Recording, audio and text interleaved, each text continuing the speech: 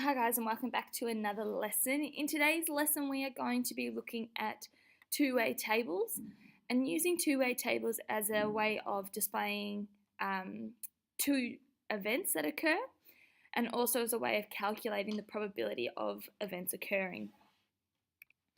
So a two-way table looks like this, where we have our column headings and our row headings, and the rows represent one certain event and the columns represent another event. So in this case, this event here, this represents the firstborn child being either a boy or a girl, and this one here represents the second-born child. So how many different outcomes are there? So that's where we get our little boxes here. So in this outcome, it would be a boy and a boy. In this outcome, it would be a boy then a girl.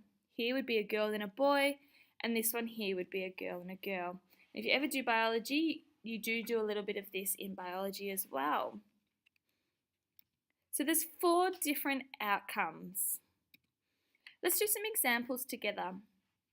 So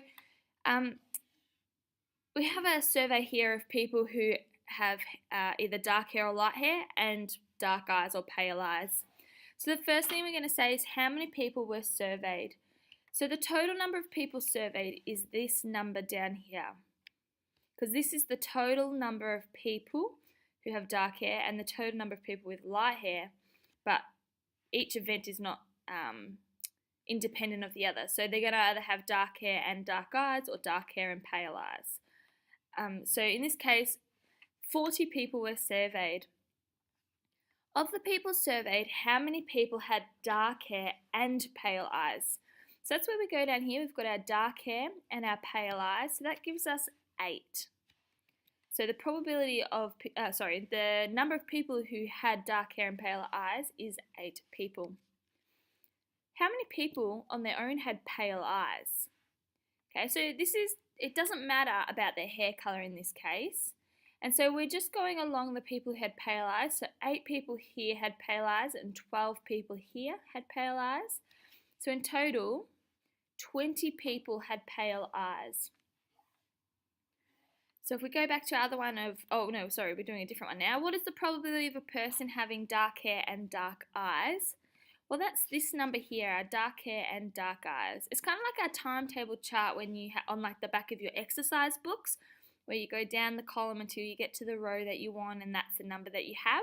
It's very similar to that. That is an example of a two-way table. So what is the probability of a person having dark hair and dark eyes?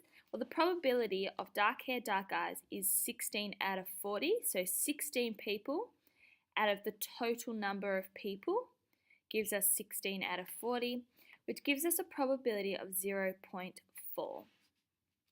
Okay, your turn now. So in this case, we're looking at a survey of year 8 and 9 students and whether they like jam or Vegemite. So pause it, do the 3 questions, then come back and we will do it together. So how many people were surveyed? So 125 people in total were surveyed. Now we're going to go how many year 9 students preferred Vegemite, so that's this value here.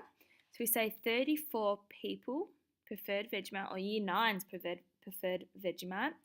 And then we're going to say, what is the probability that a student chosen at random from the year 9 prefers Vegemite? So it's really important that we look at who we're looking at now, because in this case we're looking just at the year 9. So no matter what, we're only going to have a sample space of 72 people, because we're not looking at selecting anybody at random. We're looking at just selecting a year 9. So that means our total number of outcomes, or total number of people, is 72 in this case.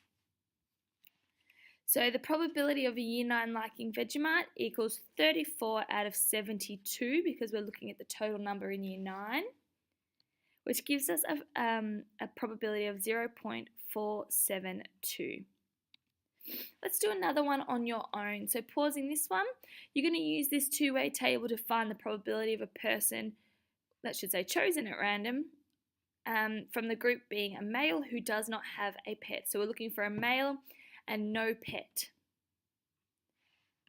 So the probability of a male and no pet, well, male and no pet, there's a total of 6 people who are male and don't have a pet out of a total of 35.